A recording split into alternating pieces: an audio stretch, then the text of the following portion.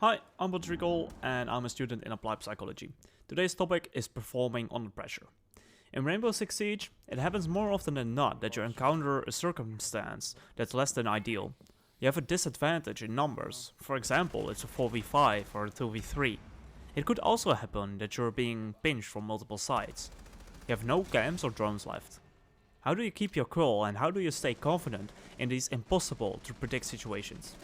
Some professional athletes say that they control the controllable and let the rest simply happen. This doesn't work for everyone though, therefore there has been found a way to prepare for these situations, named Imagery. Imagery is a powerful tool in any gamer's inventory and it has been used by successful Olympians as well. It became known through an interview with Michael Phelps post-race. This guy is an Olympian swimmer. His goggles filled up with water during a race, and he lost his vision because of this. The interviewer asked how it felt for him to swim blind. The athlete answered, like I imagined it would. It became clear that he had imagined this event multiple times prior to the race in his head. Any possible deviation from the ideal plan had been thought out. There was no possible race he had not mentally prepared a solution for. This level of mental preparation takes a strict regime of regular imagery sessions. If you take a look at what psychological literature says about imagery, we see that there are three propositions: stimulus, response, and meaning. Stimulus propositions are related to the stimuli surrounding an individual. Stimuli in Rainbow Six Siege are the visual and audio cues. Response propositions are the feelings and actions an individual takes in a situation, for example droning a room before entering it. Meaning propositions are related to the meaning of a certain situation. This could be the awareness of the time left in a round. When the timer hits 0 and a round is over, this means that the attackers are planting and that they have to stick it in order to have a chance at winning. Each proposition can activate the code that has been set into the brain with different kinds of success. In a research performed in 2001, it has been found that the response propositions create physiological reactions, which are automatic reactions that trigger a physical response within the body. The main point to take away from this is that when you envision certain situations and the associated actions and feelings involved with completing these tasks, it can make connections in the brain that are in a way similar to, but less effective than the connections you make during physical practice.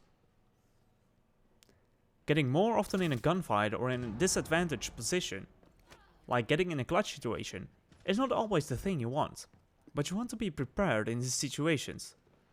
So by creating the experience in your head, it actually helps you to know what you have to do in these situations, which will make decisions easier to make and will eventually help you to win more often.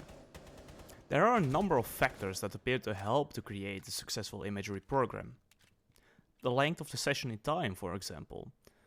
When you have a longer imagery session, your performance will go up significantly. Regular practice in imagery appears to be helpful as well.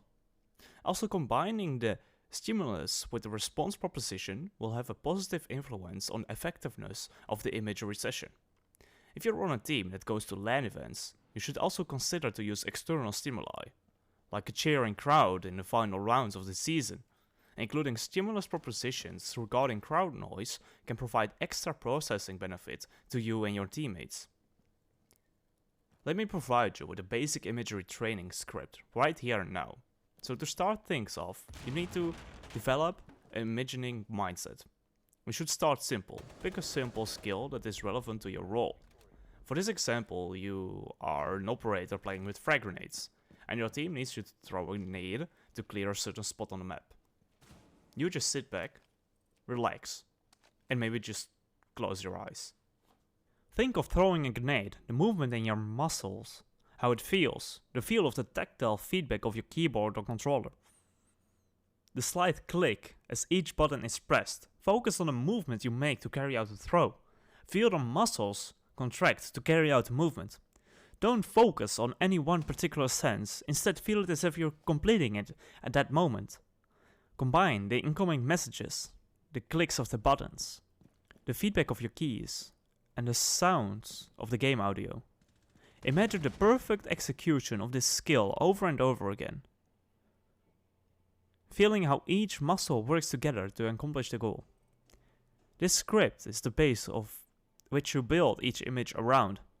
Imagine the sights, the sounds, and the feel of the action. The more vivid the image is, the more accurately it opens the motor connections of the brain. This script should be practiced regularly until the image is crystal clear. Once the basics of this image are concrete in your mind, ask yourself to take an enemy player into account. A player running a defensive play. How would you react? How will your muscles adapt to this new play? The slow build-up is important, as it allows you to imagine how to react, and your muscles will adapt to this new play. It also allows you to master each skill in turn. By only introducing strategy and reactionary action to the images of mastery, it allows modification of techniques without risking the underlying skill. Another way to acquire skill through imagery is to add modeling. Modeling is learning by observing another player. So if you want to learn how to throw a grenade from below, you can watch a video on YouTube where they highlight certain important parts you need to watch for. Then after watching this, you take an imagery session. Within scripting this imagery session, you should have a clear idea of each specific movement highlighted in the video you have watched, including as much as detail as possible. I recommend, if you want to learn a new skill, like cooking a grenade and then throwing it to the ceiling, that you practice your new to learn skill once a day. The image, however, can be practiced more easily once a day, and it would help you to envision the new skill frequently. And now the part you are probably watching for. How can this imagery help you in clutches? These situations are hard to predict. Anything can happen. This reason makes imagery such a powerful tool, envisioning many different outcomes. When you create a script for a game or a high pressure situation, it's important to create key points that you remember, like some important operator dies, the heart breacher when you're playing Clubhouse for example. How are you going to adapt? You can think of these things before such a situation even happens, so that you can adapt accordingly in a faster fashion. To make a long story short, if you want to perform better in high pressure situations, you need to imagine being in those kinds of situations more often. Think about what you could possibly do in such a situation. What are you going to do when it comes down to the clutch? What are the factors that could influence your effectiveness? If you're solo queuing, what are you going to say to your dead teammates?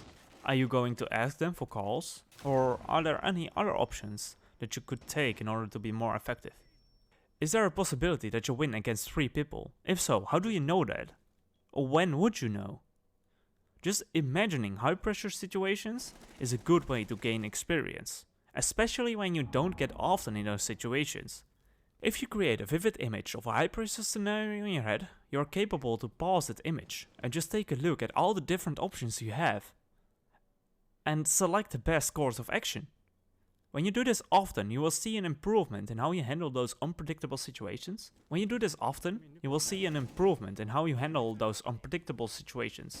Because you can handle the problem the way you imagined you would.